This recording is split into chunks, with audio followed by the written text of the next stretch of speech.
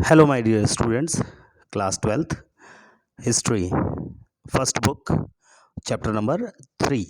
तो chapter number 3 में हम लोग बात कर रहे थे जिस टॉपिक के बारे में, वो टॉपिक है स्त्री का गोत्र। तो इससे पहले विवाह के हमने कुछ प्रकार बताए थे। उन विवाह के प्रकारों में आपकी बुक में 4 टाइप के प्रकार दिए हुए हैं जिन्हें मनुस्मृति से लिया गया है। उसमें पहला प्रकार, चौथा प्रकार, पांचवा और छठवां जो विवाह की पद्धति है उसको यहाँ पर दिया गया है।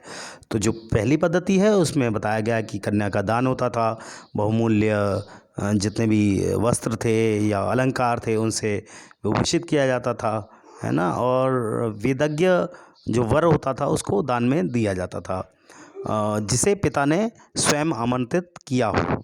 चौथा कैसा प्रकार होता था, पिता वर वधू युगल को यह कहकर संबोधित करता था कि तुम साथ मिलकर अपने दायित्व का पालन करो, और इसके बाद वह जो है ना वर का सम्मान करता था और उसे कन्यादान में दे दिया करता था। जो पांचवा प्रकार होता था उसमें क्या होता था, वर को वधू की प्राप्ति तब होती थी जब वह अपनी क्षमता और इच्छा के अनुसार अपने भाइयों को और स्वयं वधू को यथेष्ट मतलब उचित प्रकार का जो धन होता था वो प्रदान में करता था। और छठा जो प्रकार है वो दिया हुआ है स्त्री और पुरुष के बीच अपनी इच्छा से संयोग करने का, जिसकी उत्पत्ति काम से होती थी। तो ये चीज़ होती थी, ये 4 हैं। इसके अलावा स्त्री का गोत्र, इस पॉइंट के बारे में हम लोग डिस्कस करते हैं, फिर आगे वाले पॉइंट्स पर चलेंगे आपके लिए।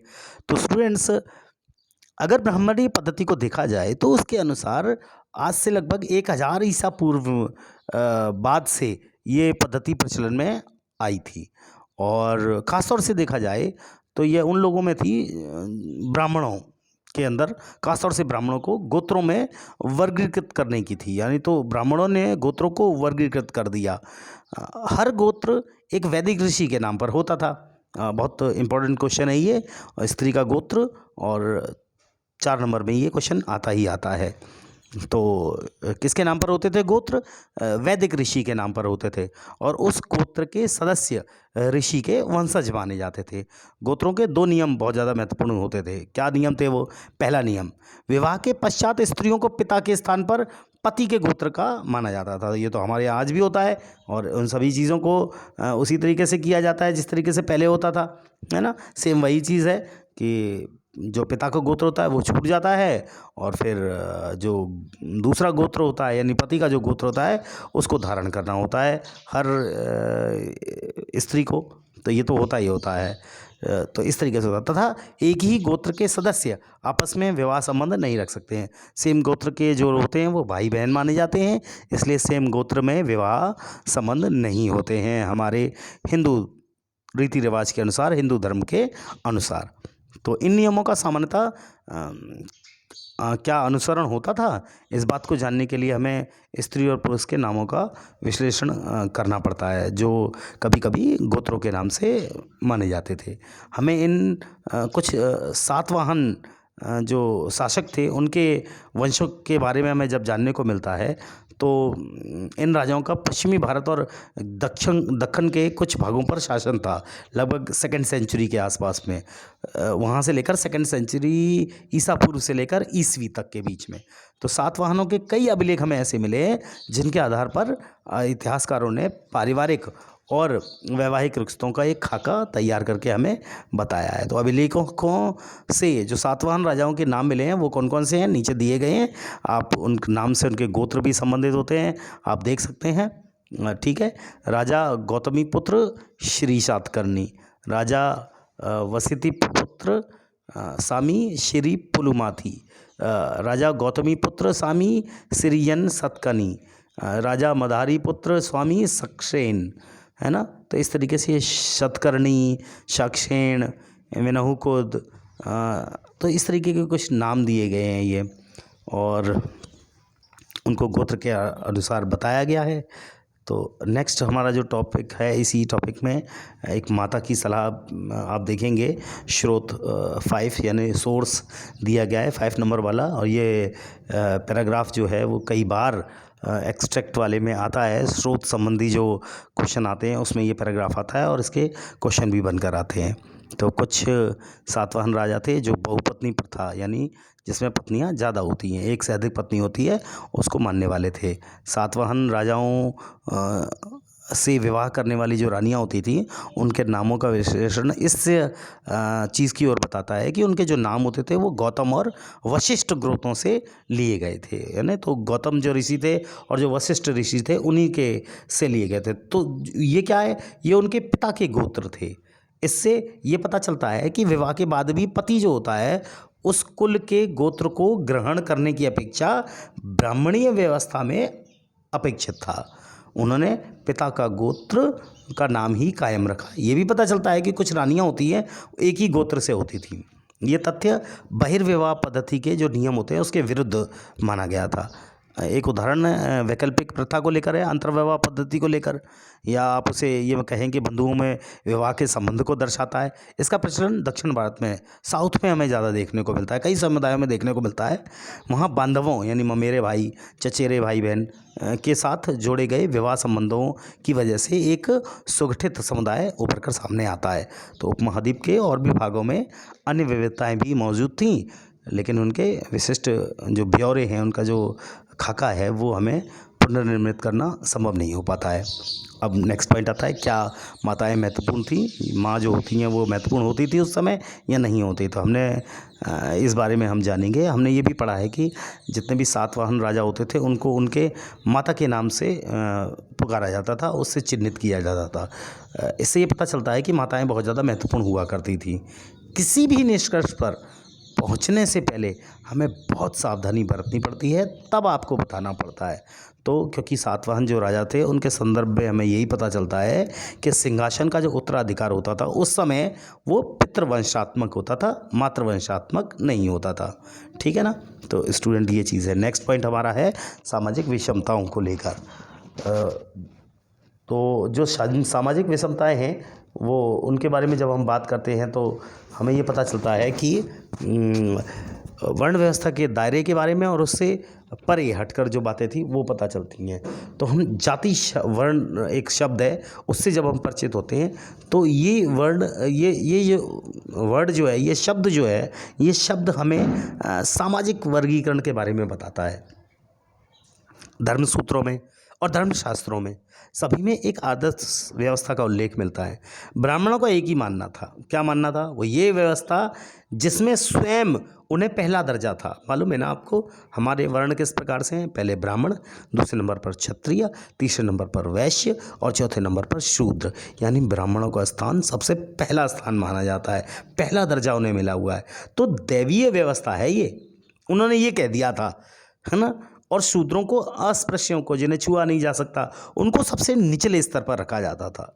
इस व्यवस्था में दर्जा संभवतः किसके अनुसार मिलता था? जन्म के अनुसार निर्धारित कर दिया जाता था। नेक्स्ट पॉइंट, उचित जीविका। ये पॉइंट एक ऐसा है कि हाँ, जीविका के बारे में आपको मालूम पड़ेगा कि कैसे लोग कमाते थे, किस तरीके से चीज़ें करते थे। धर्मसूत्रों और धर्मशास्त्रों में चारों वर्गों के लिए, यानी ब्राह्मण के लिए, क्षत्रिय के लिए, वैश्य के लिए और शूद्र के लिए, सबके लिए एक आदर्श जीविका से जुड़े कई नियम देखने को मिलते हैं। ब्राह्मणों का कार्य क्या था? अध्ययन करना, शिक्षा देना, यज्ञ करना या यज्ञ करवाना, और उनका काम दान लेना और देना। क्षत्रियों का काम क्या था? युद्ध करना, लोगों की सुरक्षा करना, न्याय करना, वेद पढ़ना, यज्ञ करवाना, दान दक्षिणा देना। अंतिम जो कार्य बनते हैं, 3 काम वैश्यों के लिए भी थे। कौन कौन से 3 काम? यानी वेद पढ़ो, यज्ञ करवाओ और दान दक्षिणा देना। ये 3 जो काम है ये वैश्यों के लिए भी थे। इसके अलावा उनसे कृषि, गौपालन, व्यापार का कर्म, ये भी उनसे कहा जाता था कि ये भी अपेक्षित आपसे आपको करना पड़ेगा। शूद्रों के लिए क्या काम था? एक ही काम था। वो क्या? कि तीनों जो उच्च वर्ण हैं, यानी ब्राह्मण, क्षत्रिय और वैश्य, उन तीनों वर्णों की सेवा करना है, उनकी गंदगी को साफ करना, उनके लिए काम करना, ऐसे चीज़ें उसके लिए व्यवस्थित की गई थी। तो इन नियमों का पालन करवाने के लिए ब्राह्मणों ने 2-3 नीतियाँ अपनाई थी।